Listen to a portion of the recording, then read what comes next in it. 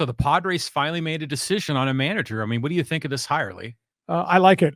This is old school with new ideas. Mike Shildt gets hired. That's quite a resume he had with the St. Louis Cardinals, 255 and 199. Manager of the year one time, voted in the group for manager of the year the second time, won pennants, had a 17-game win streak. Man has accomplished a lot. He inherits and a lot of uncertainty, and that's a big issue. He says, and his press conference was pretty emotional and it was pretty straightforward. I thought it was very impressive. We're going to carry forward with Peter Seidler's vision, aka get this thing to the World Series. I am excited about my second act. I want to see the best version of myself. He's making reference to what happened to him at the end with the St. Louis Cardinals, where he got fired despite 3 impressive seasons. He says, my North Star is to win the division, beat the Dodgers, and then obviously get the chance to go to the World Series. Says his whole philosophy is a manager, and that was minor leagues, major leagues, all about communications. Says he likes Manny Machado's smile.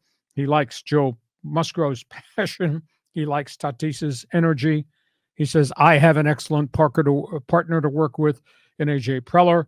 He said, 2023, this team has to learn from that past experience. Says he wants baseball with swagger, but he also wants it with substance. And it was really interesting. He spent a chunk of time talking about a legendary St. Louis Cardinals coach and administrator by the name of George Kissel. And Kissel is beloved in St. Louis, worked for the Cardinals for 66 years. He's the one that developed the Cardinal Way. And he's the one that hired Tony La Russa and Jim Leland and Joe Torre and recommended Whitey Herzog and then Mike Shildt himself. So he quoted a lot of things that were in the book that George Kissel wrote about the Cardinal Way. All that being said, he won the press conference. I was impressed. Guys experienced a lot of positive things. But that's kind of like we said 2 years ago this week when we were talking about the hiring of Bob Melvin. Right. I was of the opinion that A.J. Preller hit a home run getting Bob Melvin. This did not work out. This better be a grand slam home run, this hire, because it'll be the last hire that A.J. Preller ever makes if it does not work out. I like it. That being said, they got a roster full of problems. They got a lot of holes on the roster.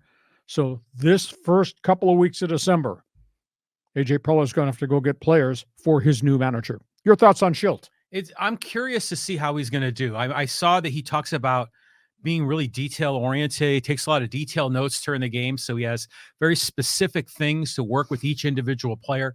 That sounds good. He's got a track record, but, I'm not like jumping to the moon, but this seems like a solid hire, especially since he's been in the organization for 2 years. So we're going to see, but it is amazing that A.J. Preller has had how many kicks at the can here for a manager? It's incredible. Well, we went from Bud Black to Pat Murphy to Andy Green to Jace Tingler to Bob Melvin. This guy is and then the Barajas sixth. Was in there somewhere. Yeah, too. well, the interim guys too. So yeah, it's weird. But let's see what the next 2 weeks are like in terms of player acquisitions, because things are starting to happen other places in Major League Baseball.